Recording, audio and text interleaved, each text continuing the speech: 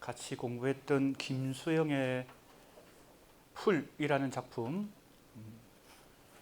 다시 한번 좀 살펴보고 다음 작품으로 넘어가겠습니다.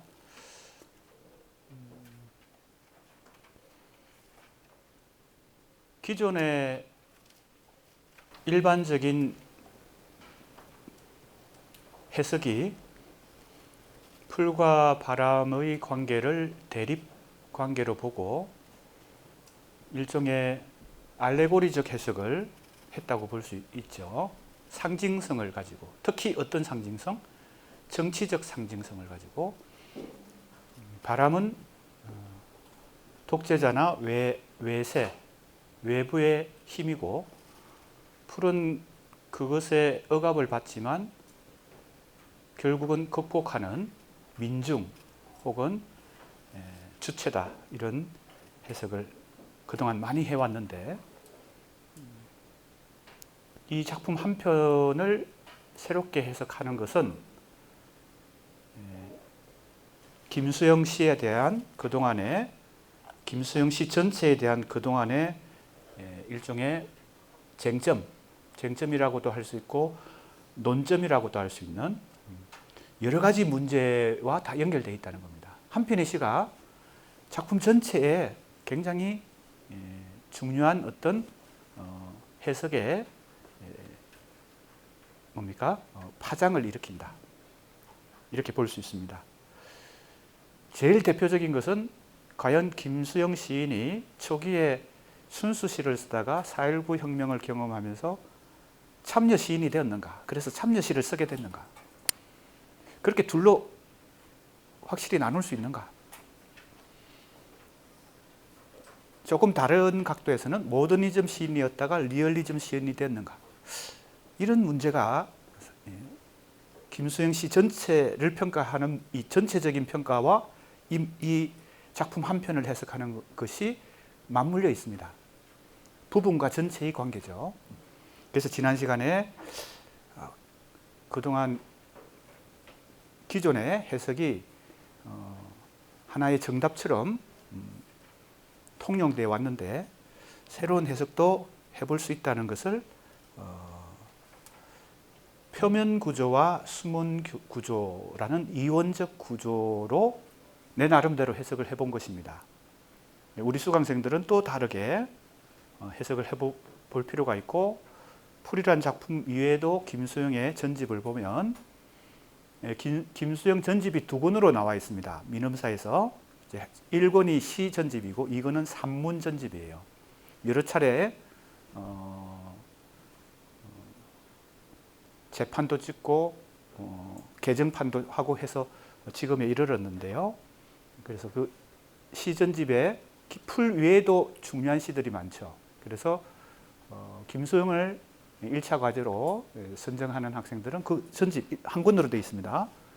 김수영 시전집 1권, 그걸 열심히 읽어보고 풀을 재해석해도 되고, 아니면 다른 작품들, 자기가 발견한 다른 작품들을 재해석, 즉 재해석이라는 것은 새로운 해석을 해보라는 얘기예요.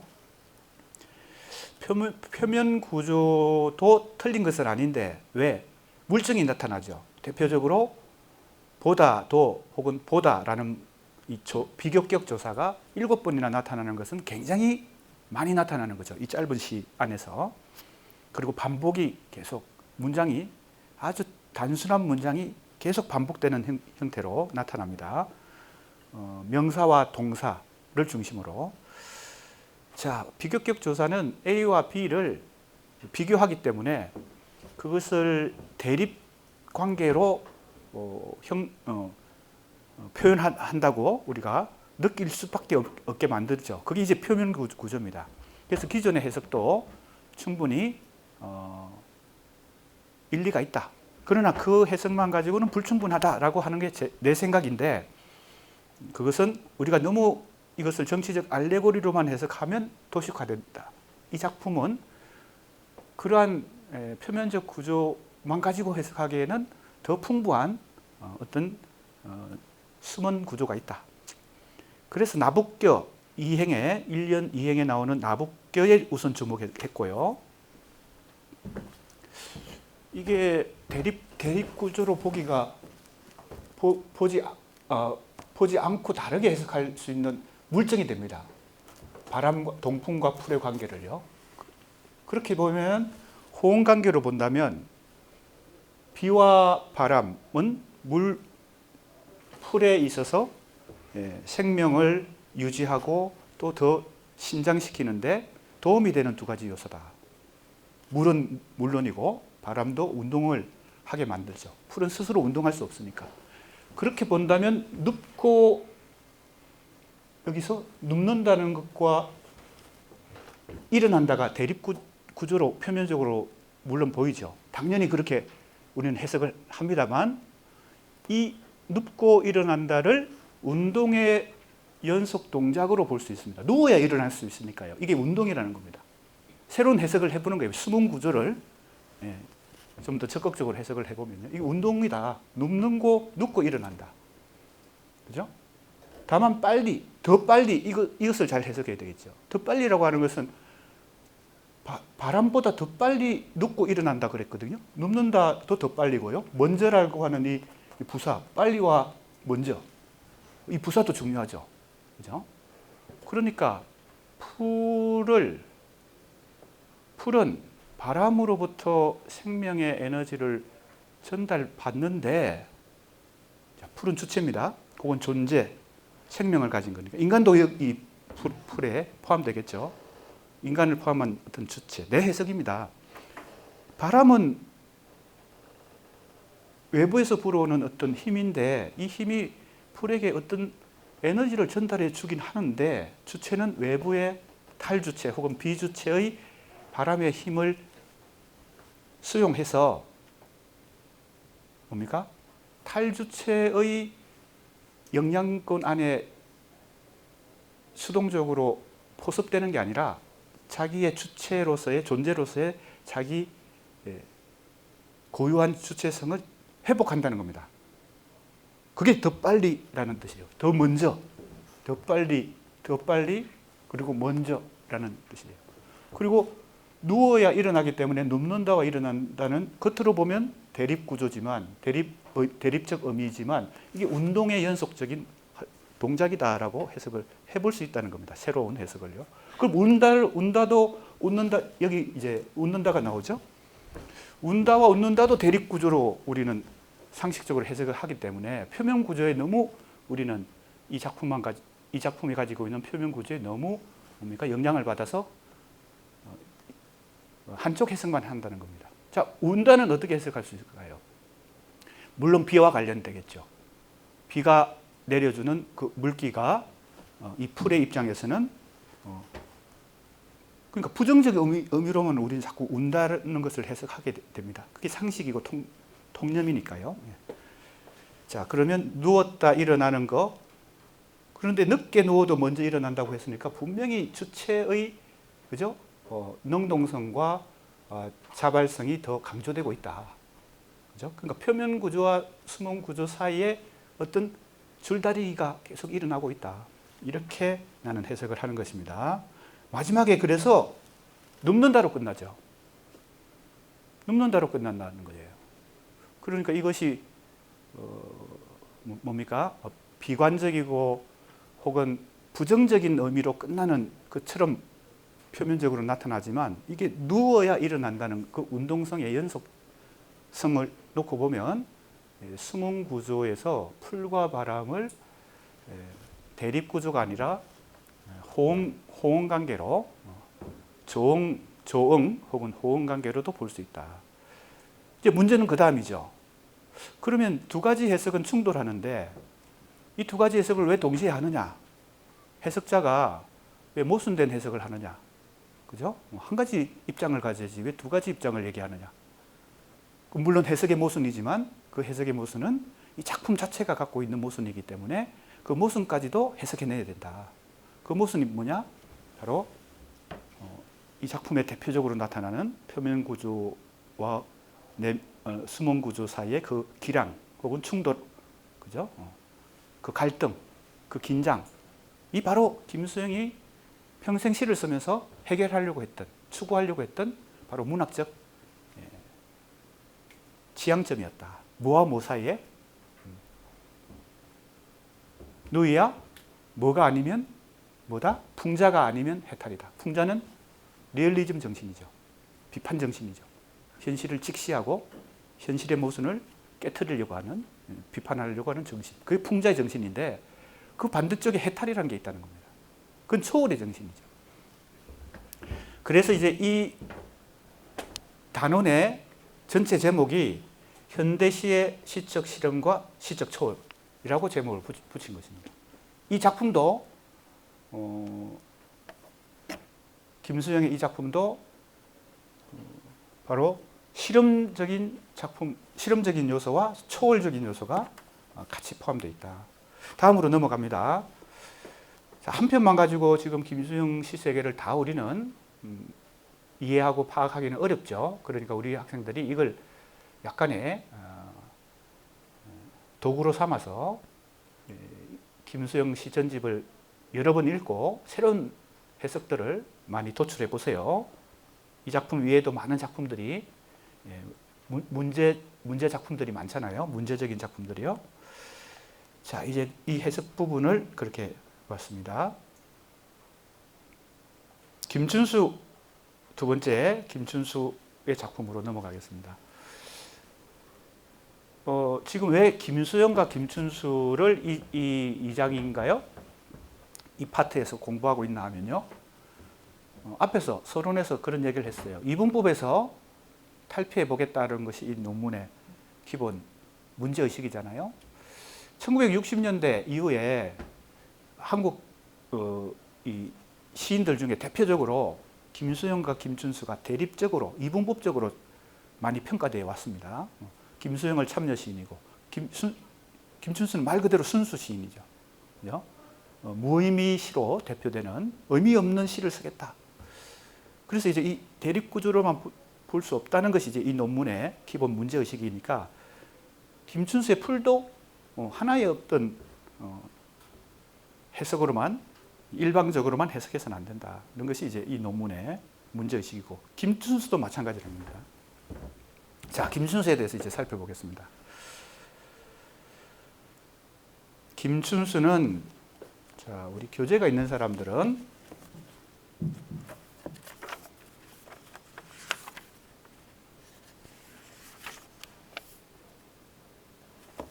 페이지를 정확하게 한번 확인해 봅시다.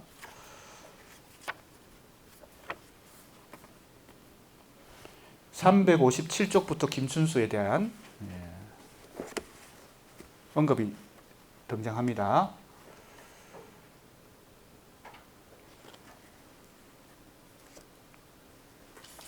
(357쪽) 교재가 있는 사람은 참고하고요. 스크린을 보면 김춘수는 시뿐만 아니라 그것에 조응하는 시론을 적극적으로 펼쳐 소위 무의미 시의 차원을 개척하였다. 이게 너무나 잘 알려진 얘기입니다. 그리고 이것은 무의미 시라고 하는 것은 김춘수 시인이 자기 시를 그런 용어로 그런 명명을 스스로 붙였죠. 그리고 계속 이론적으로 자기 시를 이론적으로 뒷받침했기 때문에 김춘수의 모든 시가 무의미 시는 아닙니다. 김춘수도 초기시, 중기시, 후기시 이렇게 전개되면서 사실은 초기시의 대표작은 뭐죠? 내가 그의 이름을 불러주기 전에는 하나의 몸짓이 지나지 않았다. 내가 그의 이름을 불러줬을 때 비로소 그죠? 뭐죠? 제목이 뭐예요? 꽃이죠. 그 작품은 이게 김춘수의 무의미시라고 하는 그 이론은 초기시, 중기시, 후기시 모든 김춘수시에 다 해당되는 게 아니고요. 초기시는 오히려 의미 부여의 주제를 갖고 있죠. 바로 그 대표적인 작품이 꽃입니다. 내가 너의 이름을 불러줬다 하는 말이 뭐예요? 내가 그 존재 자체에 꽃이라는 존재에 의미를 부여했다는 겁니다. 이름을 불러줬다는 말이 그렇죠. 이름을 불러준다? 그거야말로 인간적인 의미 부여죠. 그죠? 우리가 인간이 언어를 구사한다는, 언어를 사용한다는 그 자체가 그 언어가 인간의 문화, 문명의 시발점이잖아요. 그러니까 언어를 구사한다는 거, 어떤 사물에 언어를 이름을 붙이는 거, 그 언어를 만드는 거, 그것이야말로 의미 부여시입니다. 그럼 무의미 시는 뭘까요? 김춘수 모든 시가 무의미 시가 아니에요. 중기 이후에 스스로 그 초기 시의 세계에서 벗어나서 자기 스스로 무의미 시라고 하는 어떤 새로운 추구를 하는 것입니다. 자, 그것에 대해서 우리가 이제 초점을 맞춰 봅시다. 그래서 역시 김춘수도 뭐 김수영도 마찬가지고 김춘수도 마찬가지인데 전집을 보면 많은 시들이 있고 그 김수영의 시든 김춘수의 시든 그걸 하나의 관점으로 다 포괄할 수는 없어요. 지금 이제 우리가 한 편씩만 갖고 일종의 뭐라고 할까요? 맛보기로 지금 김수영의 풀, 그 다음에 김춘수의 작품도 그런 식으로 살펴보고 있습니다. 중기 이후에 이 무의미 시에 대해서 살펴보는 것입니다. 그가 제창한 무의미 시는 역사와 이데올로기의 억압을 정오하고 시에서 의미를 배제한다는 것은 뭐예요? 제거한다. 시에서 의미를 제거하는 게 무의미 시다. 이건 너무나 쉬운 말인데 동어 반복인데 왜? 무의미 시니까. 시의 명명이 도대체 무엇일까? 우리 학생들 쉽게 이해할 수 있도록 내가 설명을 좀 해보겠습니다. 여기는 이렇게 나옵니다.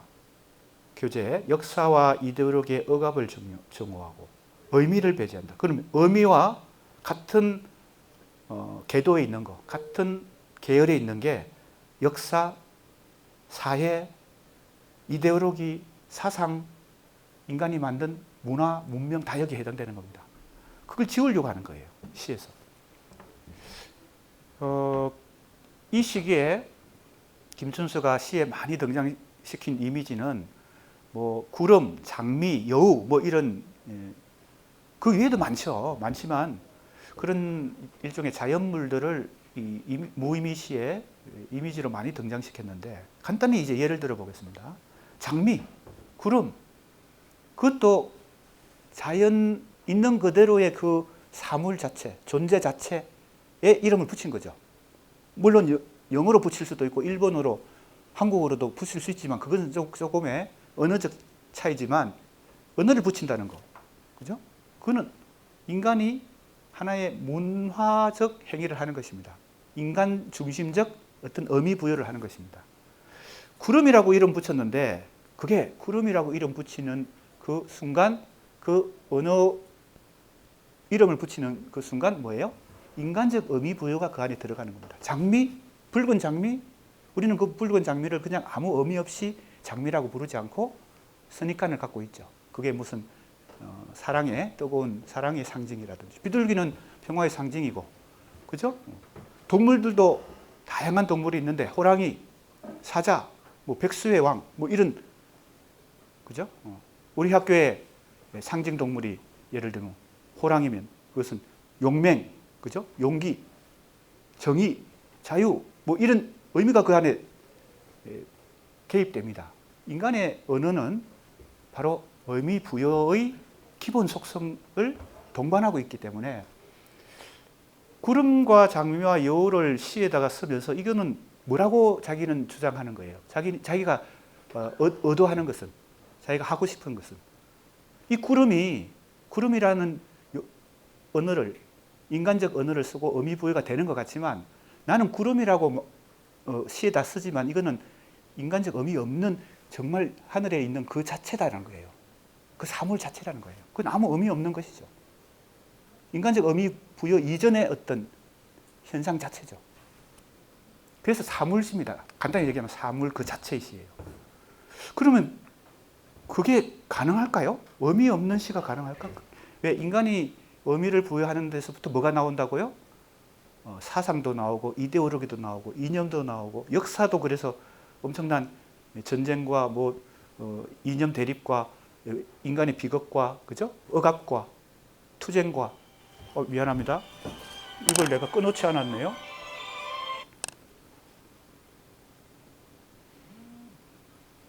그래서 순수한 어떤 사물 자체만을 그 자기의 시에서 말하는 그 이미지는 표현한다.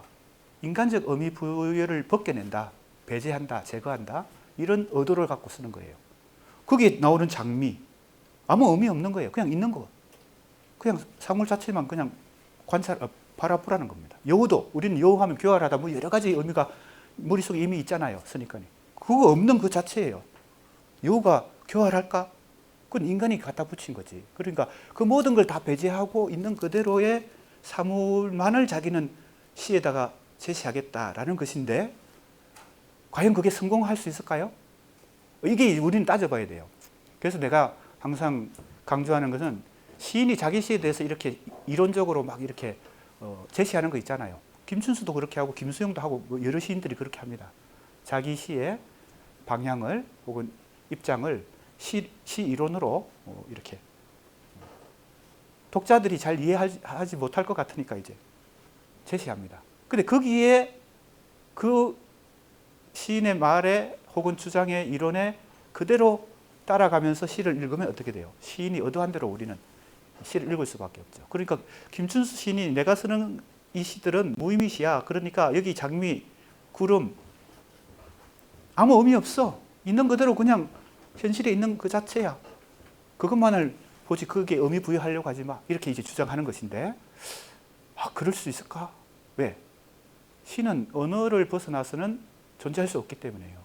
그러니까 이 언어를 구사하는 순간 언어로 여우라고 표현하고 구름이라고 표현하는 순간 거기에는 어쩔 수 없이 인간적 해석이 인간적 의미가 개입될 수밖에 없죠. 그러니까 김춘수의 추구는 어찌 보면 불가능한 추구를 하는 것이다.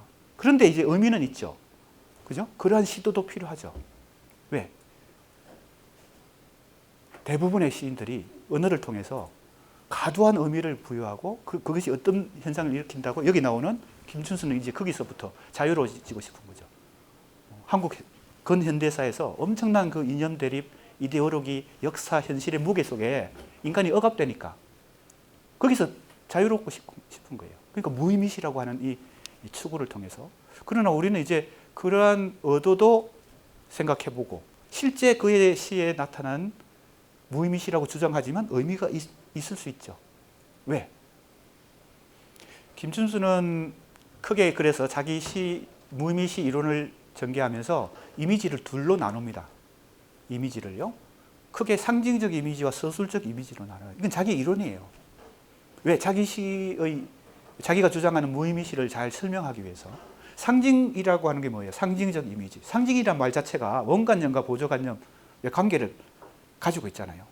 이제 우리가 어떤 상징, 비둘기는 평화의 상징, 그죠? 바람은 자유의 상징, 뭐 이런 우리의 원관념과 보조관념 사이에 그 의미 부여가 들어 있잖아요. 상징이라는 그 어떤 표현 자체예요. 그러니까 상징적 이미지는 의미가 있는 이미지라는 겁니다.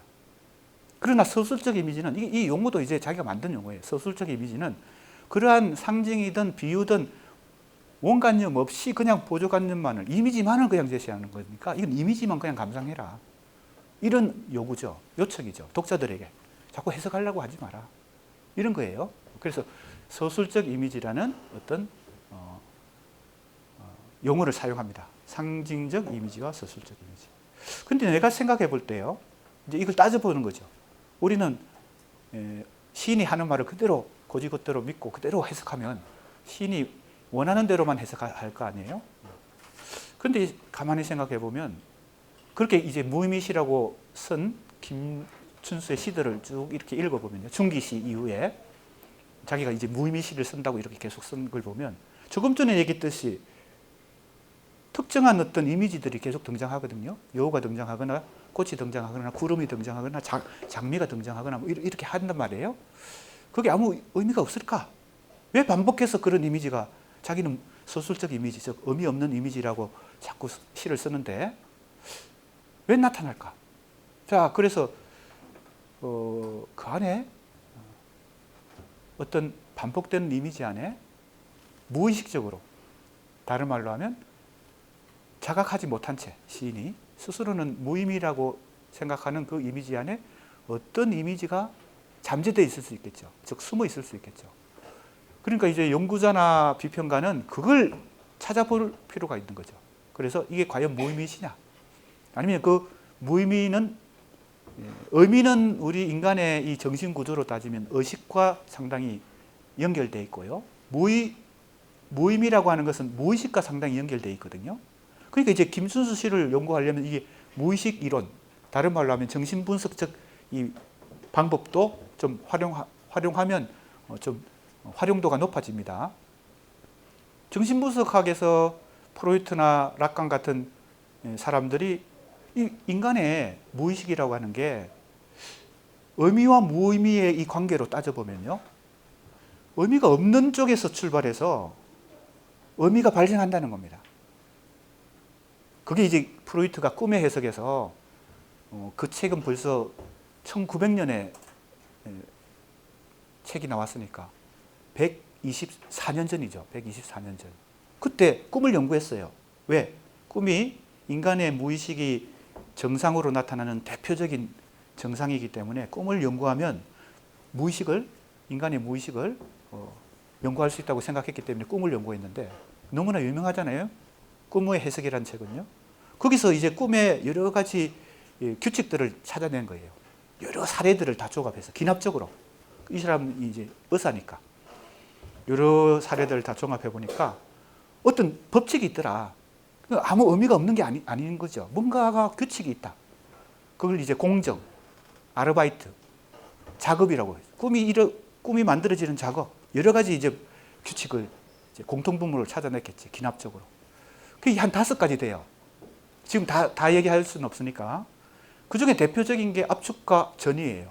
압축과 전이. 2가지가 대표적인 꿈의 법칙, 꿈의 규칙이에요.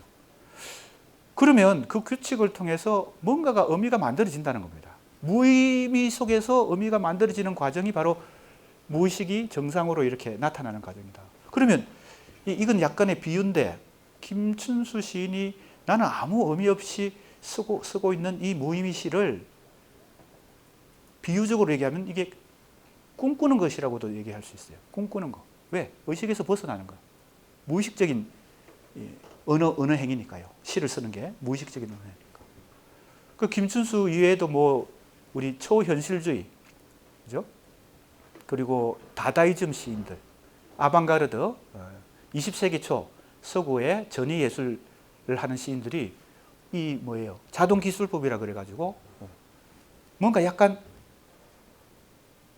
제정신이 아닌 상태에서, 즉 이성이 지배하지 않는 상태에서 비몽사몽간에, 혹은 때로는 뭐 이렇게 술이 취하거나 뭐 이렇게 해서 도취된 상태에서 의식의 통제를 받지 않고서는 이걸 자동기술법이라고 그랬는데, 거의 이제 자동기술법, 초현실주의 시인들이 쓰는 자동기술법과 똑같지는 않지만 김춘수의 무의미시 같은 어떤 맥락이 있습니다. 즉 의식의 작용이 아니라, 의식은 의미를 만들어내니까요. 우리가 의식 속에서 언어를, 지금 나도 강의를 하고 있지만 언어를 구사할 때는 이 의미가 그 안에 포함됩니다. 그래서 무의식 상태에서 의미를 최대한 담지 않고 언어를 구사할 수 있는 여러 방법들을 예술가들이 찾아냈어요. 그러니까 20세기 초 유럽에서 발생했던 그 아방가르드 운동이 전위 예술의 여러 운동 중에, 그 안에는 뭐 다다이즘도 있고 초현실주의도 있고 뭐 입체파, 미래파, 뭐 야수파 뭐 등등, 그것은 문학뿐만 아니라 많은 미술, 뭐 음악 등과 함께 다른 예술과 함께 이제 운동이 벌어졌는데, 거기서도 그런 추구를 했던 거죠. 의식으로부터 벗어나서 무의식을 활성화하는 그런 예술을.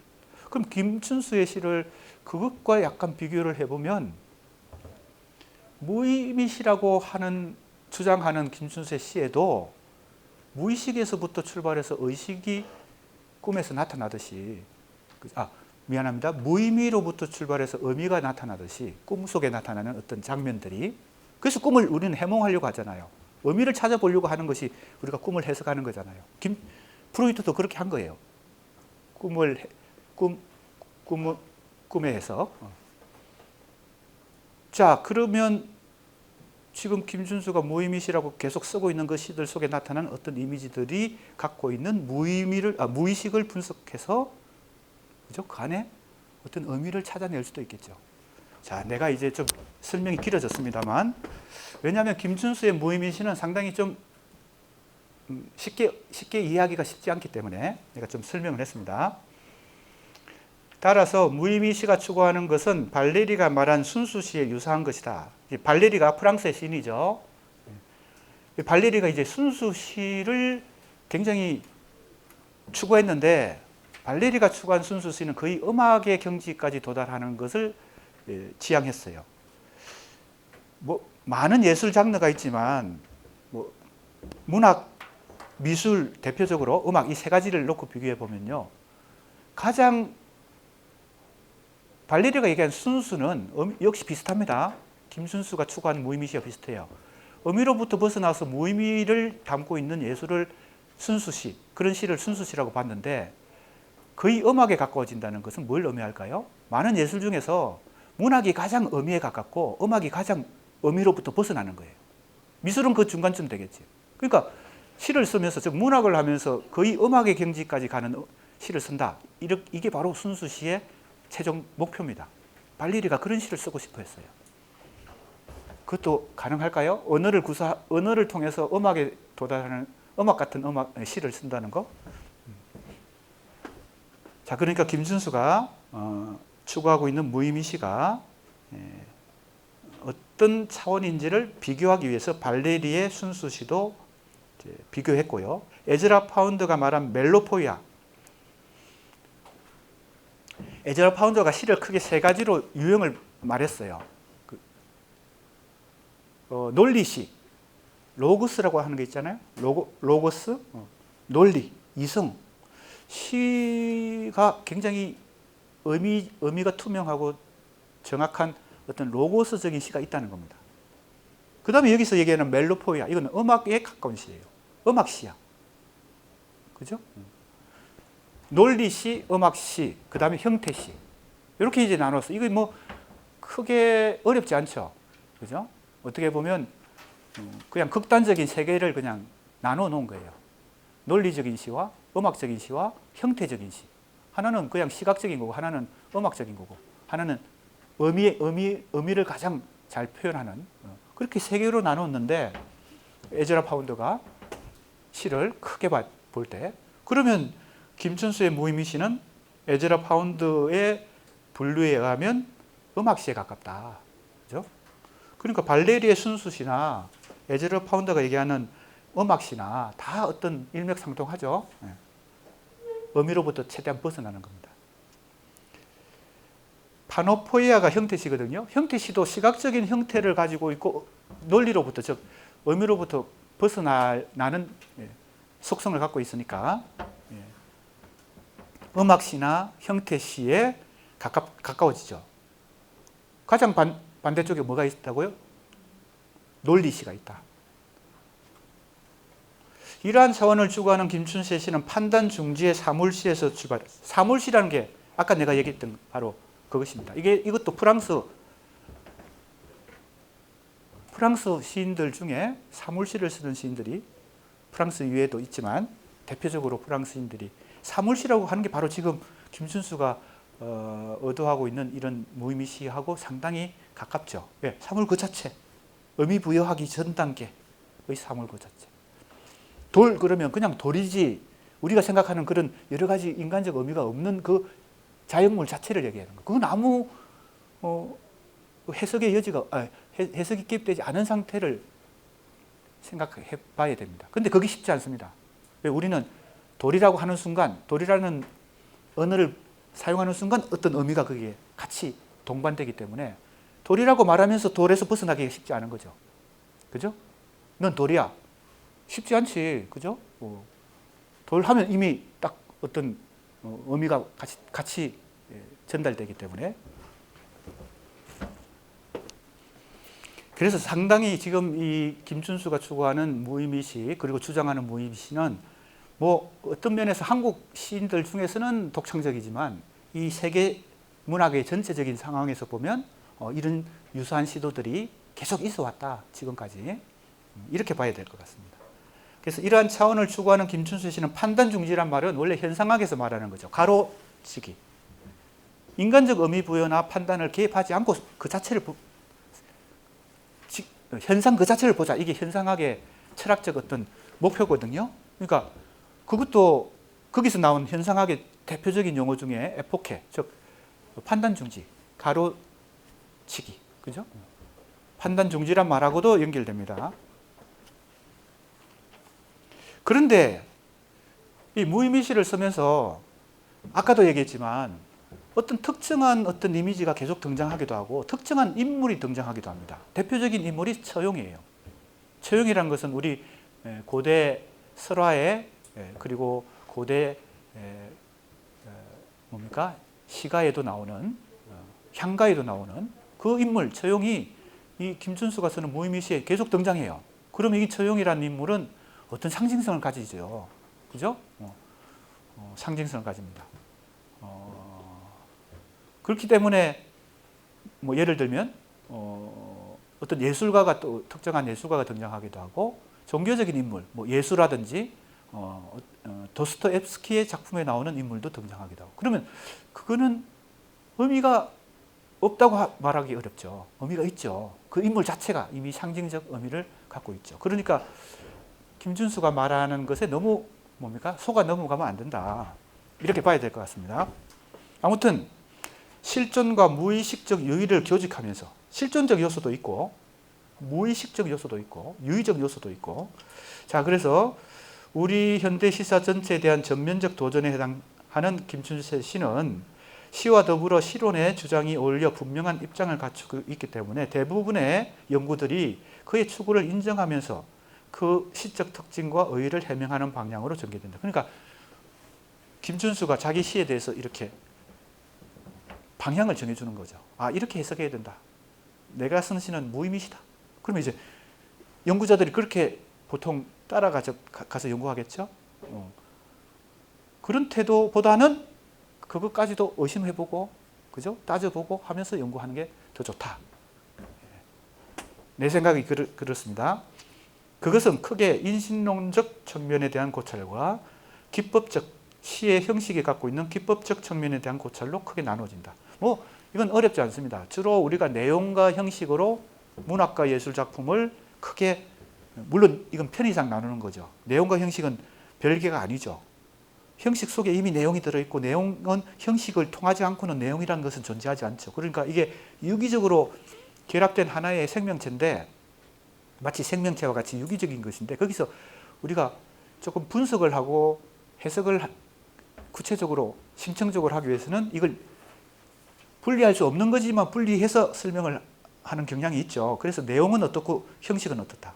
그죠? 주제는 어떻고 기법은 어떻다. 이렇게 합니다. 하지만 염두에 둬야 될 것은 기법을 분석하더라도 내용을 함께. 그죠? 그러니까 기법 분석과 내용 분석이 따로따로 분리되면 안 되겠죠. 왜 이게 하나로 유기적으로 지금 결합되어 있는 거니까. 지금까지 이제 김춘수 씨에 대해서 많은 연구가 있어 왔다는 겁니다. 전자는 김춘수 씨를 언어와 사물의 관계, 존재론적 의미에 대한 탐구로 보는 견해고 후자는 이미지를 통해 상상력의 구조를 살펴 현상학적 방법이나 정신분석학적 방법을 시도하는 경우입니다. 이 각주가 붙어 있습니다. 9번 각주, 그죠? 10번 각주. 그러니까 여기 현상학적 방법. 자, 이게 현상학이라는 것은 철학의 한 사조인데 현대 철학의 한 사조에 현상학이라는 게 있잖아요. 후슬이라는 철학자가 일종의 이 현상학이라고 하는 것을 시작했고 그 이후에 많은 현상학을 뭡니까? 철학적으로 탐구한 철학자들이 많이 나타나죠. 사르트르도 사실은 현상학으로부터 출발해서 실존주의로 연결되어 있고 메를리 뽕띠라는 또 유명한 현상학적 철학자가 있죠. 아까 판단 중지 그것과 지금 김춘수의 무의미시가 상당히 연결되어 있기 때문에 현상학적인 관점으로도 연구가 가능할 거고 당연히 조금 전에 내가 이 무의미시는 무의식하고도 상당히 통하는 면이 있다 그래서 정신분석적 연구도 가능하겠죠. 그래서 이런 여러 가지 연구의 유형들을 지금 설정을 정리를 해본 것입니다. 다음으로 무의미시와 관련된 연구로서 근대과학적 인식의 소산으로서 현실을 해체한 시. 자, 무의미시에 대해서 연구도 많이 되었어요. 그래서 이제 현실 해체라는 말도 나옵니다. 현실은 앞에서 나왔던 바로 거기에 속하는 거죠. 의미, 역사, 이데올로기, 사상, 그죠? 사회, 우리를 억압하는 것, 모든 것들, 우리를 둘러싸고 있는 한 인간의 존재를 둘러싸고 있는 모든 이 것들을 다 이제 이 의미의 맥락에 두고 그 의미를 해체한다. 다른 말로 하면 현실을 해체한다. 그리고 의미를 배제한 사실적 묘사, 이미지 점시, 뭐 이런 해석들이 많이 있었습니다. 뭐 다 틀린 말은 아니죠. 자, 그러면 지금 이 단원 자체가 지금 1960년대부터 90년대까지 시적 실험과 초월이라는 이 큰 주제에 해당되는 시인들의 대한 평가가 어떤지를 좀 간략하게 요약하는 것이 1차 목표고, 두 번째는 그것이 쟁점이 되고 있는 그 부분을 한번 살펴보는 거. 시를 한 편 정도 소개하면서 살펴보는 거. 그러니까 김춘수에 대해서 이런 평가들이 다양하게 있었다는 것을 지금 간략하게 지금 소개하는 것입니다. 우리 공부하는 학생들 입장에서는 조금 공부에 도움이 많이 되겠죠. 왜? 김수영은 이런 평가가 있었구나. 그러면 내가 새롭게 뭔가 새로운 논점을 혹은 새로운 해석을 해보겠다. 김춘수는 지금까지 이러이러한 쟁점으로 이러이러한 논점이 김춘수 씨를 연구하는 사람들 사이에서 많이 연구되었구나. 나는 어떻게 새로운 관점을 한번 찾아볼까? 뭐 이렇게 해볼 수 있다는 것입니다. 아주 짧은 지금 분량이지만 그 안에 좀 압축적으로 이 정리를 좀 한 것입니다. 지금까지의 김춘수 씨에 대한 평가를요. 자, 이제 좀 흥미있는 대목은 내가 아까 이제 김춘수의 자기 주장에 너무 따라가지 말고 뭔가 좀 따져보고 비판적으로도 한번 살펴볼 필요가 있다 그랬는데, 이미 그렇게 한 연구자들이 있습니다. 거기 나오죠? 김수영, 김종길. 김수영은 우리가 조금 전에 살펴봤던 바로 그 시인인데, 김수영과 김춘수가 동시대 시인입니다. 같은 시대에 활동을 하면서 서로 경쟁의식을 가졌어요. 특히 김춘수는 김수영에 대해서 경쟁의식을 많이 가졌어요. 김춘수가 이 무의미시로 가게 된 어떤 여러 가지 원인 중에 하나에 김수영이 있습니다. 김수영이 상당히 사회의식을 가지고 시를 쓰고 있기 때문에 자기는 그 반대쪽으로 가려고 했던 이유도 있었을 거예요. 아까 얘기했잖아요. 초기 시는 거의 의미 부여가 주제, 그죠? 내가 너의 이름을 불러준다는 것 자체가 이제 의미 부여거든요. 언어를 이름을 붙인다는 거. 그 시와 비교하면 무의미 시는 상당히 다른 방향으로 갔죠. 김수영을 의식한 점도 있다 이렇게 볼 수 있는데, 그런데 재미있는 것은 이 김수영 시인과 김종길 시인이 김춘수의 이런 무의미 시에 대해서 약간 비판적으로 주장을 한 것을 우리는 눈여겨볼 필요가 있습니다. 자, 김수영은 어떻게 말하고 있나 하면요. 김수영은 의미를 배제한 김춘수의 시를 두고, 의미를 배제했다기보다는 의미를 배제하려고 했죠. 의도가 그렇다는 거죠. 실제로 의미가 배제됐는지는 완전히 의미가 배제되기는 어렵다고 봐야 될 거예요. 아무튼 그런 의도를 갖고 시도를 한 거지. 의미를 배제하려고. 그런데 이제 김수영은 이렇게 평가합니다. 뭐라고요? 모든 진정한 시는 무의미한 시다. 자, 이게 무슨 말일까요? 모든 진정한 시는 무의미한 시다. 그러니까 김춘수가 추구하는 무의미 시만 시의 진정한 시가 아니고 자기도 무의미 시를 추구한다는 겁니다. 모든 시인들은 무의미 시를 최종적으로 최종 목표로 추구해야 된다. 이 얘기입니다. 이 말 잘 한번 음미해 보세요. 그럼 왜 무의미 시만, 김춘수의 무의미 시만 무의미 시가 아니고 다른 시인들도 다 무의미 시를 추구한다는 겁니다. 자, 김수영의 말을 조금 더 자세히 봐야 될 것 같아요. 이것은 예술의 본질이며 숙명이다. 이렇게 말합니다. 자, 이거는 뭐 어렵지 않습니다. 나도 수업 시간에 여러 번 이제 김춘수 시만 그렇게 해석한 게 아니라 거의 많은 대부분의 시를 의미로만 해석하는 것으로 시를 연구가 끝난 게 아니라고 여러 번 얘기하잖아요. 시는 의미로만 구성된 게 아닙니다. 물론 의미도 있지만, 그죠? 그 위에 여러 가지 예술적 요소들이 다 결합이 되어서 한 편의 시라는 문학이 혹은 예술이 만들어지기 때문에 거기서 자꾸 의미만 분석하고 의미만 연구하고 이렇게 하는 것은 시를 어떻게 보면 반토막 내는 것이다. 그런 얘기하고 지금 통하는 거예요. 김수영이 그렇게 얘기합니다. 지금 모든 시는 뭐예요? 이것은 예술의 본질이다, 숙명이다. 뭘 최종 목표로 한다고요? 무의미를 최종 목표로 한다.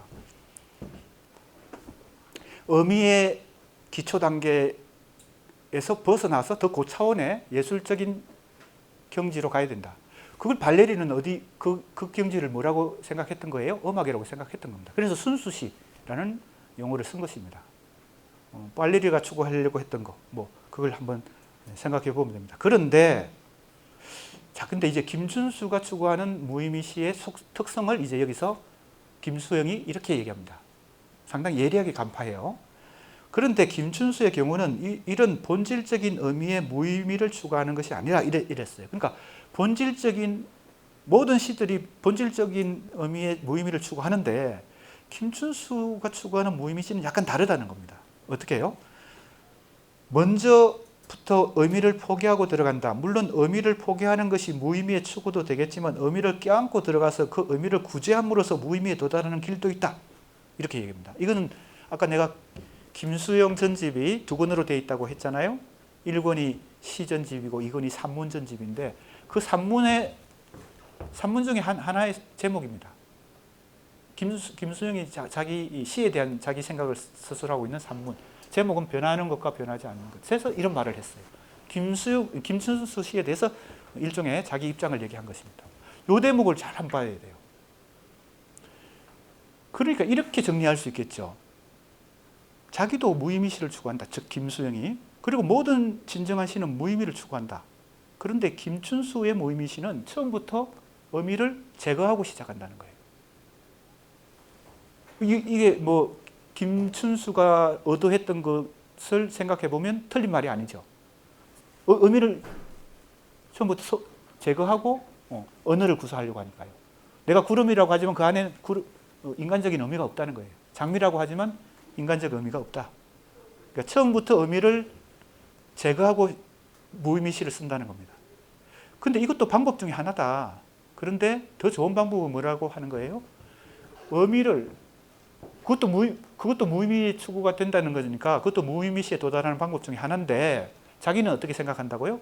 김수영이 의미를 껴안고 들어가서 그러니까 처음에 의미를 버리고 들어가는 게 아니라 의미를 가지고 들어가는 거예요. 장미면 장미, 구름이면 구름, 여우면 여우. 인간적인 의미를 가지고 들어가는 거예요. 그런데 궁극적으로 가서는 그 의미를 구제한다는 말이에요. 어려운 말입니다. 구제한다는 말이 뭘까? 그래서 무의미에 도달한다. 의미를 가지고 들어간대. 동반해서 들어가는데 최종적으로는 그 의미의 차원을 넘어서는 단계까지 가서 자기가 추구하는 무의미시가 있다는 겁니다. 그러면 김수영도 무의미시를 추구하긴 하는 거예요. 김춘수와 다른 어떤 경로로. 어느 것이 더 좋은 무의미시냐? 이건 또 평가가 다를 수 있습니다. 김춘수는 김수영은 자기 방법이 더 좋다고 지금 주장하는 거죠. 김춘수는 처음부터 의미를 제거하는 거고 김수영은 의미를 껴안고 들어가서 의미를 가지고 들어가서 나중에는 그 차원에 머물면 안 되는 거지. 그럼 단순한 시가 되는 거지. 그럼 무의미시가 아니죠. 그냥 의미시죠. 근데 시가 의미만 갖고 있는 그런 시는 좋은 시가 아니라는 겁니다. 김수영도 그렇게 시에 대해서 자기 인식을 가졌던 거예요. 그러니까 자기는 혁명이든 자유든 그죠? 언론의 자유든 이런 사회적인 문제 혹은 정치적인 문제까지도 이제 의미를 가지고 들어가서 나중에는 그게 만약에 참여시라 하더라도 정치적인 주제를 가진 시라 하더라도 혁명, 4.19 혁명 이런 혁명에 대한 주제를 가지고 들어가더라도 그게 정치적인 의미만 가지고 있거나 정치적인 선전이 되거나 정치적인 주장이 되거나 그런 의미만 가지고 있는 시에 머물러서는 진정한 시가 아닌 거죠. 그걸 예술의 차원까지 끌어올려서 그 의미를 없애버리는 단계까지 가야 되는 거죠. 김수영이 추구하는 무의미시는 그렇다는 겁니다. 이게 더 차원이 높을 수가 있겠죠. 아무튼 평가는 우리 수강생들이 해보세요. 이 차이가 어떻게 보면 굉장히 간명하게 김수영이 김춘수의 무의미시와 자기의 무의미시의 차이를 딱 이렇게 한 문장으로 표현한 것입니다. 깊이 생각해 볼 만한 어떤 대목이에요. 이러한 김수영의 주장은 이미지를 상징으로 사용하는 데가 있는가 하면 순수하게 사용하는 데도 있다. 이미지를 상징으로 사용하는 것은 피한 의식이 작용하는 증거라고 할 것이다. 자, 이건 김춘수가 역시 시만 쓴 게 아니라 김춘수도 전집이 있는데 거기도 김춘수 실론 전집이 있습니다. 더 분량은 많아요. 김수영보다 더 많이 썼어. 시도 몇 건데 실론도 2권이나 두꺼운 게 2권이나 돼요. 현대문학이라는 출판사에서 나왔는데 물론 이전에 문장이라는 출판사에서도 김춘수 전집이 한번 나왔다가 그 이후에 더 이제 잘 체계적으로 정리해서 현대문학이라는 출판사에서 김춘수 시전집과 김춘수 실론전집 이렇게 해서 여러 권으로 나와 있습니다. 거기에 이제 이렇게 말을 하는 거죠. 어디 있습니까? 이렇게요. 이미지를 상징으로 사용하는 데가 있는가 하면 순수하게 사용하는 데도 있다. 이거 내가 아까 설명했죠? 이건 김춘수의 주장이에요. 자기가 볼 때는 이미지가 2가지가 있다는 겁니다. 상징적 이미지가 있고 순수하게 사용하는 게 바로 서술적 이미지. 그렇게 용어를 붙였어요, 자기가. 그러니까 순수하게 사용하는 게 바로 무의미시죠. 무의미한 이미지죠. 이거는 의미가 있는, 상징적 이미지는 의미가 있는 이미지고, 대부분의 시인들은 상징적 이미지를 구사하는데 자기는 특별히 이 서술적 이미지를 구사하고 이것이 더 차원 높은 시라고, 즉 무의미시라고 주장하는 겁니다. 그런데 이런 말을 해요. 이미지를 상징으로 사용하는 것은 피한 의식이 작용하고, 어렵습니다. 김수영의 말도 어렵고 김춘수의 말도 어려워요. 상징으로 사용한다는 것은 의미를 가지고 의미를 내포하고 있는 이미지죠. 상징으로 이미지를 사용한, 상징적 이미지는 시인들이 상징적 이미지를 사용하는 이유가 뭘까 하는 얘기예요. 그 의미가 있다는 겁니다. 상징적 의미가. 그래서 피한 의식이 작용한다 이런 말을 해요. 피한은 현실을 넘어서 다른 공간으로 가는 거죠. 피한. 이건 이해가 쉽지 않습니다. 상징적 의미를 구사한다. 인간적 의미를 부여하는 것인데 상징이라고 하는 것은 그 상징을 왜 구사할까 인간이. 상징이라고 하는 것은 원관념과 보조관념 사이에 사실은 현실적으로 거리가 있는데 그게 일치하지 않잖아요. 비유를 사용하든 상징을 사용하든 그것은 원관념과 보조관념의 관계 속에서 표현하는 거잖아요. 내 마음은 호수요. 근데 실제 내 마음이 호수일까요? 샛별 같은 눈동자. 진짜 그 눈동자가 샛별 같을까? 사실은 상징을 구사한다는 것. 그 안에는 실제 이 뭡니까? 냉혹한 현실, 차가운 현실, 누추한 현실을 미화해서 넘어가려고 하는 거죠. 아름다운 세계로. 그게 예술이죠. 그죠? 아름다운 가상이지, 그러니까. 아름다운 가상. 그러니까 인간이 부여하는 그 상징적 의미 속에 일종의 이 현실을 벗어나고자 하는 그런 피한 의식이 있다. 이렇게 이제 분석하는 거예요. 김순수가. 그것도 예리한 거죠. 우리가 상징을 구사하는 것은 그 자체에 머물르지 않고 다른 데로 가고자 하는 어떤 욕망이 있기 때문에 상징이라고 하는 걸 구사하는 거죠. 그죠? 내가 사랑하는 사람한테 사랑의 정표로 꽃을 선물했어요. 그 꽃도 상징이죠. 그건 꽃 자체, 식물 그 자체, 김순수가 말하는 걸로 따지면 서술적 이미지가 아니라 상징적 이미지죠. 이건 내 사랑의 표현이죠. 내 마음의 표현이죠. 그러니까 우리가 인간 세계에서 상징을 구사한다는 거, 언어를 포함해서 꽃을 선물하는 것으로 이제 내가 쉬운 예를 들었지만, 그건 다 김순수가 말하듯이 피한 의식이 있는 겁니다. 그 자체에 머무르지 않고 그 너머로 가려고 하는 욕망이 있기 때문에 상징, 비유 이런 걸 자꾸 사용하는 거죠. 그런데 있는 그대로의 사물만을 보여주는 이미지, 즉 순수한 이미지, 다른 말로 서술적 이미지를 구사하는 건 뭘까요? 다른 차원이 있겠죠. 자, 그러니까 피한 의식이 아닌 다른 차원입니다. 즉 사물의 의미를 탐색한다 그랬죠. 의미를 탐색하는 거예요. 이미지를 순수하게 사용하는 것은 사물을 그 자체로서 보고 즐기는 태도다 했을 때 이 즐긴다는 말이 중요합니다.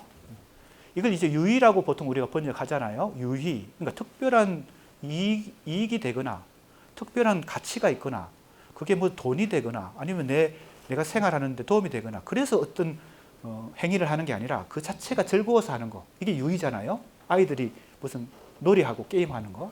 그죠? 그러니까 이게 시를 유의로 봐야 된다는 거예요. 너무 어떤 특정한 목적의식을 갖고 이게 유익하니까 한다 이런 게 아니란 겁니다. 자기가 상징적 이미지를 구사하는 것은 이런 어떤 목적이 있는 거죠. 인간이 욕망이 있는 거지. 이 현실에서 벗어나고 나서 어떤 자기가 생각하는 어떤 세계로 가고 싶어 하는 거지. 사랑하는 사람한테 꽃을 주는 것도 그런 거죠. 상징적 의미가 있는 거죠. 그 다른 지점으로 가고자 하는 거죠. 그런데 이 유의적 정신이에요. 그러니까 있는 그 자체를 즐기자는 거예요. 자, 김순수의 이제 설명이에요. 과연 이것이 어떠한지 타당한지는 우리가 또 평가해 봐야 돼요. 자, 근데 그 다음이 재밌습니다. 잘 보세요. 이 두 개의 태도가 나에게 있어서는 석연치가 않다. 혼합되어 있다. 이런 말을 해요. 어디서? 처용 기타에 대하여. 이것도 각주가 이렇게 14번 붙어 있잖아요. 김순수의 산문에서 이렇게 인용한 것입니다. 김수용의 산문과 김춘수의 산문에서 시를 어떻게 생각하는지를 내가 딱 두 개를 비교하기 위해서 딱 이렇게 인용을 했어요. 자, 이 부분이 중요합니다. 이 구분이 뭐와 뭐의 구분요? 상징적 이미지와 서술적 이미지의 구분이 나한테는 이게 혼합되어 있다는 겁니다. 석연치 딱 구분되지 않는다는 거죠. 칼로 두부 자르듯이 딱 이렇게 안 된다는 겁니다. 이게 바로 자기의 고민이겠지. 자기는 서술적 이미지를 쓴다고 쓰는데 그 안에 상징적 이미지가 나타나기도 하고 이렇게 된다는 거죠. 자, 이 부분이 솔직한 김춘수의 자기 고백입니다. 석연치가 않다. 혼합되어 있다는 거예요. 그래서 내가 뭐라고 얘기했습니까? 김춘수의 무의미시라고 주장하는 시들 속에도 의미가 숨어 있다라고 봐야 된다는 겁니다. 그죠? 그 안에도 상징이 있을 수 있다. 이렇게 봐야 된다. 자, 재미있는 대목입니다. 그러나 이제 여기서 이 정도만 하고 이제 김종길 시인이 또 김춘수의 무의미시에 대해서 어떻게 평가했는지 살펴봐야 될 것 같습니다. 이 논문은 상당히 그냥 뭐래요?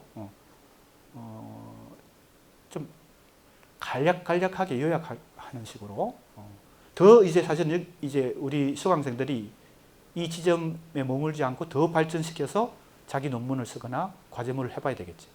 과연 김춘수가 이렇게 스스로도 약간 솔직하게 고백한 것처럼 이게 둘로 확실히 나눠지지 않는다면 그러면 김춘수의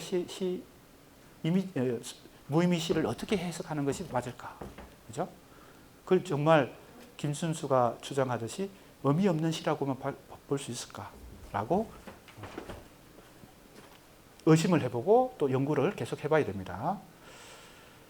자, 이제 김종길 시인이 역시 김종길 시인도 이 세 사람의 공통점은 시를 쓰는 시인이자 비평가이기도 하다는 겁니다.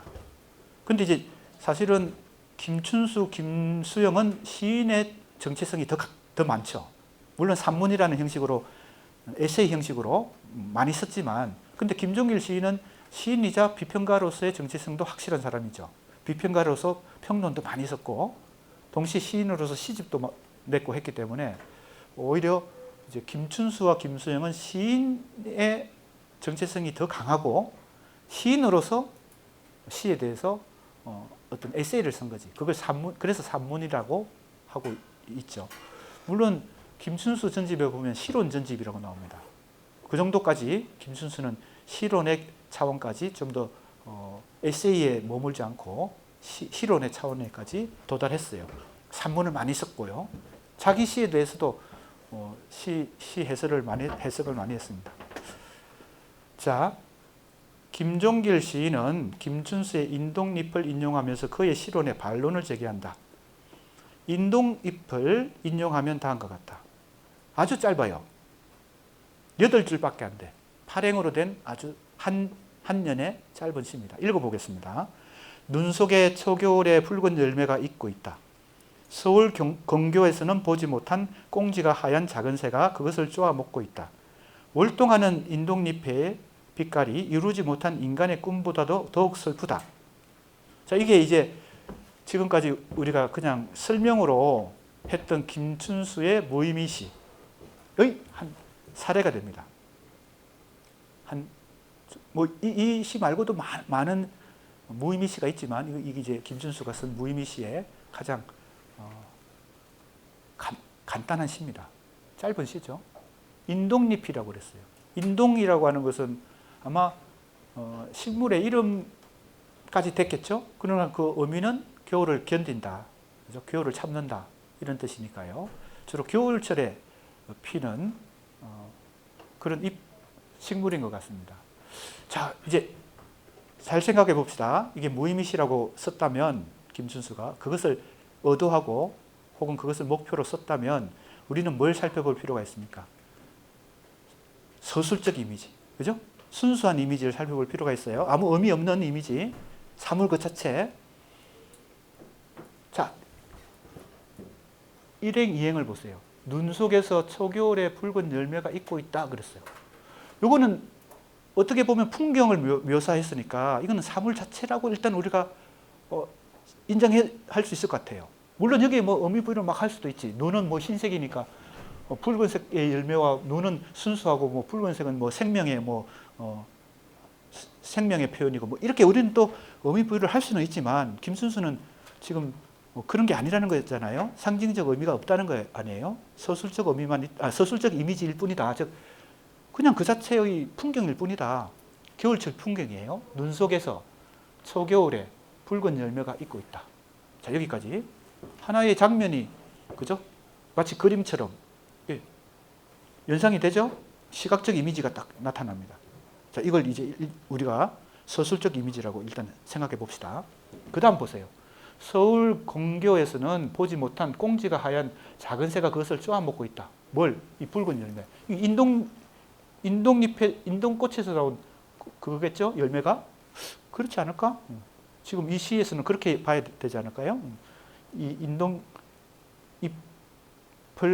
잎만 있는 것이 아니라 이 열매가 있어서 그걸 이 하얀 새가 쪼아먹고 있는 장면이에요. 여기까지도 초겨울 하나의 풍경이라고 볼 수 있습니다. 물론 여기 또 뭐 새가 무슨 의미가 있다고 자꾸 우리는 해석을 할 수도 있지만 일단 김준수의 서술적 이미지를 우리가 인정한다면 그냥 풍경이야. 아무 의미 없어. 그냥 초겨울에 볼 수 있는 어떤 풍경이야. 자, 그런데 여기서 대표적인 이미지가 뭐예요? 눈, 열매, 새예요. 눈, 열매, 새. 내가 얘기했잖아요. 꿈에 자꾸 어떤 장면이 나타나면 그게 무의미한 게 아닐 수 있죠. 그죠? 지금 이 장면도 새가 열매를 쪼아먹고 있고 그 열매는 눈 속에 붉은 열매가 익고 있고 이것을 이제 우리가 아무튼 뚜렷한 의미나 상징성을 찾기는 어렵더라도 뭔가가 있다고 연상은 되죠. 하지만 서술적 이미지입니다. 여기까지. 그 다음은 세 줄이에요. 월동하는 인동잎의 빛깔이 이루지 못한 인간의 꿈보다도 더욱 슬프다. 이렇게 세 줄이 붙었어요. 이거는 명백하게 의미가 있는 것입니다. 왜? 슬프다고 했으니까 감정이 표현됐고 보통 우리가 김춘수 시인이 무의미시를 추구하는 그 무의미시하고는 다르게 어떤 의미가 명백하게 표현됐어요. 월동한다 그랬으니까 겨울을 견디면서 지나가는 이 인동잎의 빛깔이 인간의 꿈보다 슬프다 그랬으니까 그 주제가 시의 주제, 의미가 확연하게 드러나죠. 근데 왜 이렇게 썼을까? 김순수는 무의미시를 쓴다고 썼는데 왜 이렇게밖에 못 썼을까? 이렇게 쓰면 안 되는 거잖아요. 그죠? 자기 주장과 다르잖아요. 자, 그래서 이 시가 김춘수의 시 중에 상당히 유명한 시인데 김종길 시인이 이렇게 얘기합니다. 보세요. 근데 김종길 시인이 어떤 반론을 제기하기 전에 김춘수가 먼저 이렇게 얘기했어요. 사실 솔직한 거죠. 솔직하게 고백했어. 역시 뭐에? 자기 시작 노트 같은 데다가 김춘수는 스스로 이 시의 후반부인 월동하는 인동잎의 빛깔이 이루지 못한 인간의 꿈보다도 더욱 슬프다를 두고 시의 일정한 순수한 상태에 도달하지 못하고 말았다고 아쉬움을 표시한다 그랬어요. 자기가 써놓고 이 부분은 내가 서술적 이미지를 중심으로 무의미시를 쓰려고 했는데 여기서는 상징적 이미지, 상징적 의미가 표현돼 버렸다. 아쉽다. 이렇게 말하는 거예요. 근데 이렇게 고백하면서 왜 썼을까 하는 거예요. 안 쓸 수밖에 쓸 수밖에 없었던 어떤 이유가 있었겠죠. 이렇게 안 쓰면 이 시가 뭔가가 불충분했겠지. 자기가 시인으로서 하고 싶은 말이 불충분하게 나타났겠지. 즉 장면만 아무 의미 없는 말 그대로 서술적 이미지만 가지고 시가 좀 불충분하다고 무의식적으로 느꼈겠죠. 그러니까 이 의미를 부여했겠지. 이 세 줄. 자, 이게 바로 김춘수가 가진 아까 석연치 않다. 뭐와 뭐 사이에 서술적 이미지와 상징적 이미지가 있는데 그 사이에 뭔가가 나한테도 그게 혼재되어 있다. 석연치 않다. 한국어와 통하는 얘기입니다. 자, 그러니까 쉽지 않은 거죠. 무의미 시를 쓴다는 게 쉽지 않다는 겁니다. 스스로 이것은 그죠? 그 딜레마를 이 시에서 김춘수가 보여줍니다. 김춘수 시인 스스로가 시에서 보여주고 고백까지 하죠. 이렇게 아쉽다. 나는 내 주장과 달리 여기서 인간적 의미를 표현하고 말았다. 아쉽다. 근데 그 말 속에는 뭐가 있을까요? 내가 볼 때는 어쩔 수 없었다. 표현하지 않을 수 없었다. 뭐 이런 얘기가 숨어 있지 않았을까요? 그래서 이제 김종길 시인이 이제 이 장면을 놓고 이렇게 반론을 제기합니다. 이에 대해 김종길은 오히려 그 인간적인 해석 때문에 이 시가 단순한 이미지스트 시의 차원에 머물지 않고 그 차원에서 탈출하였다라고 지적했어요. 야, 이거 묘하죠? 무슨 말인지 알겠죠? 아니다. 김춘수 당신은 자기가 쓴 시에 대해서 아쉬움을 표명했는데 그 마지막 세 구절 인간적 의미가 없었으면 이 시는 평범한 시가 됐을 거다. 이 시가 무게가 있고 의미가 있는 가치 있는 시가 된 것은 마지막에 의미 부여를 그렇게 했기 때문에 이 시는 더 좋은 시가 됐다. 이렇게 오히려 칭찬해 주는 것입니다. 본인은 아쉽다고 했는데 김종일 시인은 아니다. 그 세 줄 때문에 이 시는 살았다. 이렇게 하는 거죠. 무슨 말인지 알겠죠? 굉장히 그래서 이것은 무의미 시와 시가 가지고 있는 쟁점 중에 하나다. 과연 무의미에 도달하는 것이 좋은 시냐? 좋은 시가 추구해야 될 어떤 좋은 방향이냐 하는 질문을 해보게 합니다. 그리고 아까 김수영이 했던 방법, 의미를 껴안고 들어가서 최종적으로는 의미를 구제해서 무의미에 도달하는 방법도 있다 했을 때 아마 그것은 김수영이 자기 시에서 그렇게 시도를 해봤지 않았을까요? 김수영의 시를 너무 의미로만 자꾸 해석하고 뭐 혁명이든 자유든 뭐 여러 가지 죽음이든 뭐 서름이든 여러 가지 주제가 나오거든요. 그런 주제로 김수영의 시를 다 설명했다고 생각하는 사람들에게는 그죠? 그런 연구자들 혹은 비평가들에게는 김수영이 바로 자기가 지금 말하고 있는 그런 시도를 자기 시에서 했을 거예요. 뭐요? 의미를 껴안고 들어가서 의미를 최종적으로 구제함으로써 어디에 도달해요? 무의미시에 도달한다. 김수영의 시가요. 그러면 김수영의 입장과 김춘수의 입장과 김종길의 입장, 세 시인의 입장이 조금씩 다 차이가 있죠. 이것이 바로 한국 현대 시에서 1960년대 이후에 이제 거의 이제 70년대 이후죠. 무의미시에 대한 중요한 쟁점이 된다라고 볼 수 있습니다. 어느 것이 가장 좋은 태도인지 우리 수강생들이 살펴보고 자기 생각도 따져봐야 되겠죠. 어느 시인의 주장이 가장 맞는 것인지. 김종길 시인의 입장은 뭐예요? 자, 이 대목에서 우리가 유의해야 될, 주목해야 될 어떤 단어가 나옵니다. 단순한 이미지스트라는 말이 나와요. 단순한 이미지스트가 뭘까? 만약에 이 마지막 세 줄이 없는 그 서술적 이미지로만 되어 있는 그죠? 시만 썼다면 김종길 시인이 볼 때는 김춘수의 이 시는 단순한 이미지스트 시야. 즉 이미지 위주로 묘사의 시를 쓴 거죠. 있는 그대로의 풍경만을 제시하고 끝나는 거예요. 김종길 시인이 볼 때는 그것은 서구 이미지점의 방법론인데, 즉 이미지 중심으로 시를 쓰는 거예요. 감정을 표현하거나 어떤 의미를 표출하거나 주제를 드러내거나 이렇게 하지 않는다는 거예요. 이미지점 시들이요. 그러니까 김춘수 시인이 그렇게만 썼다면 그건 이미지점 시인데, 혹은 이미지스트의 시인데 그건 단순하다고 보는 거예요. 누구 입장에서? 김종길 시인의 입장에서. 김종길 시인은 이미지점이 중요하긴 한데 한국 현대시에서도 중요하고 세계 현대시에서 그 이미지점이란 게 세계 문학에서 현대시의 중요한 출발점이 됐기 때문에 김종길 시인도 자기도 시를 이미지 위주로 써요. 이미지점 시인으로 출발해요. 김종길 시인 스스로도. 근데 나중에 유교적인 어떤 생각 그리고 여러 가지 인생에 대한 여러 가지 사상, 유교, 뭐 동양 사상, 뭐 이런 어떤 사상을 많이 또 개입시켜요. 왜? 단순한 이미지점 시에 머물지 않으려고 했겠죠. 그러니까 김종길 시인이 볼 때는 오히려 이 인동잎의 그 마지막 구절일 때 인간적 의미 해석이, 의미 부여가 그 시를 더 훌륭하게 만들었다고 보는 거예요. 자, 김종길 시인의 입장과 김춘수의 입장과 김수영의 입장을 한번 잘 비교해 보세요. 그리고 평가를 해보세요. 나는 어느 것이 더 시에서 이미지를 어떻게 구사하는 것이 좋은 시다라고 판단해 볼 필요가 있습니다. 자, 그래서 지금 우리가 김춘수의 무의미시를 놓고 세 사람의 입장 차이를 지금 한번 아주 집약적으로 공부한 셈인데 사실은 한국 현대시에서 상당히 중요한 어떤 쟁점이 되는 것입니다. 자, 시간이 됐기 때문에 그러면 오늘 김춘수까지 이제 했고요.